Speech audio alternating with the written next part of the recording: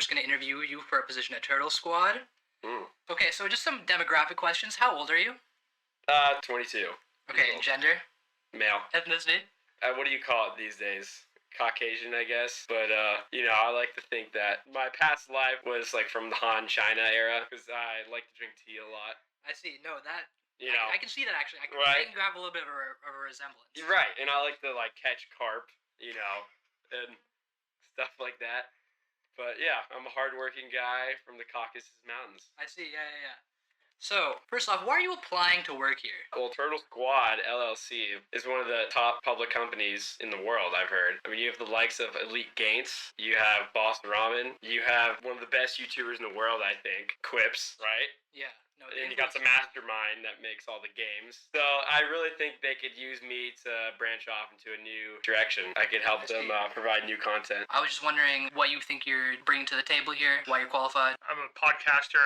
I have my own podcast on everything sports. Talk about a little bit of everything, but it's mostly sports. Yeah, that's just what the podcast is mainly about. And I just think, every YouTube channel should have like a segment of like a podcast. And so what do you kind of bring there? I can bring anything. I mean, as we'll get into later, I'm a huge music producer. I see. So I could bring in, sort of that content, bring in my connections, like Elton John, Kanye. Of course. All those guys, shout out Lil T, man. I could talk about anime as well. I hear you're an expert. Yeah, I mean, if you've ever heard of Attack on Titan, I actually told the creator, he's one of my friends, I was just like, yo, that's not a good ending. We gotta change this shit up. And so he was like, all right, yeah, like, I respect you a lot. So I don't want to spoil anything, but, it's coming. It's coming. Okay. Yeah, the new edition's coming. It'll be posted on my Instagram, so follow me down below. What are your kind of biggest strengths? I mean, I've just been focusing on my podcast, just trying to make videos just so I can get them out so people can be informed with, fun, cool stuff about sports, make people laugh, saying that's not right. Does he know that's not right? Of course I know. Okay, so we actually went through your resume. We have a couple things that you worked on, and I just wanted you to explain, what you did working on those things. So first off, it did say you produced the entirety of Yeezus. Now, I'm a little confused because I thought Kanye produced that whole album, but... Well, people like to say that Kanye, Travis was on it, all these guys, but... All you. Not all me. But the thing is, Kanye likes to say that it was a revolutionary idea, right? Like a new sound to hip-hop or to music in general, that he was 20 years in the future. I've been doing that since, 1930. You know what I mean? See, yeah, I've been on this wave since I've been talking to, Mozart and my homie, I call him Baki, but, JS. Oh, yeah. JS Bach. No, actually, yeah. I think that's his name. That's insane. But, I did most of the songs, Send It Up was actually his idea. I was like, you could take that one. Yeah, okay. But I was going to ask about that. Yeah, no, I wrote the whole verse down too. On site, obviously. New Slaves? Was mine. New Slaves, I did write all of it, but the last part, I did have to phone in a friend. I was like, can you save this song? I mean, Kanye just cannot rap for shit. Okay, yeah. So I was like, you know what, Frank, can you get on this? Okay, and then get some Hungarian guy or something? I was like, that sounds like some heat. All right, so second thing, it says you worked in life insurance sales for 2 years. That was just like a little break in sort of the professional stuff. You're just doing like some casual... Yeah, I wrote down life insurance, but it really was not... I basically wasn't selling any sort of insurance. I was basically like scamming old, elderly women, saying that, me as the company would pay them money. They'd pay me installments every month for life insurance, but, all that money was going to fund my Fortnite addiction. Okay, I think you justified it at the end. Yeah, right. Okay, so it also says here that you wrote Hawk Tuah, which, very strange. I thought it was a street interview, but apparently you wrote her line, Hawk Tuah? So, yeah, she was obsessed with me for a while. I just kept telling her, no, stop sliding in my DMs.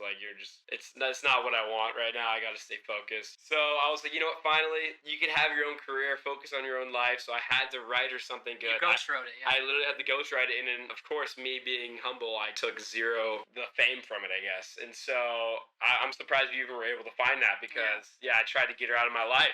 All right, so for the last year or so, you've actually had like a little gap in your resume, and I've kind of gathered that you're a bit of a gamer, and so like Sure, yeah. it doesn't look too good, but I just want to know what game you're playing, because unless it was something like very intellectually stimulating, like Yeah. Hearts of Iron, but like no one plays that game, right? So like, Wow. Well, okay.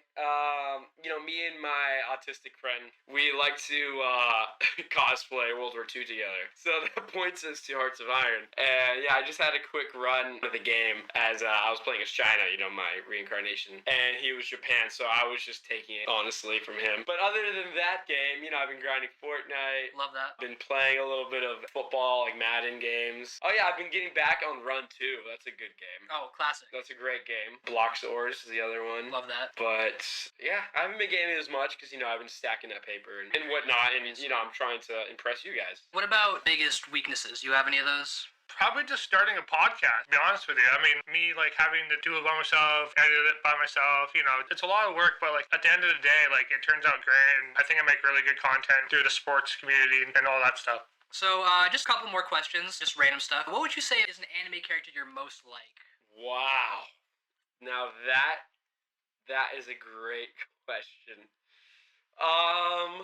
Okay. I mean, I'll give a couple answers, but the first one that comes to mind, because it's something I've seen recently. I guess I'll say I'm kind of like Freeran, Of course. Like, I feel like I'm just like so full of wisdom. I can see that. Right, and I'm full of wisdom. Yet people flock to me, and they want my help. Yet I just kind of I'm like a lone wolf kind of character. Of course. Like I don't have time to take on apprentices. I gotta. The world needs me. Like I can't be bogged down to one person or time. Like I'm gonna be living forever. But you know what? That's another one. I guess probably the main character from like Monogatari. Okay, yeah.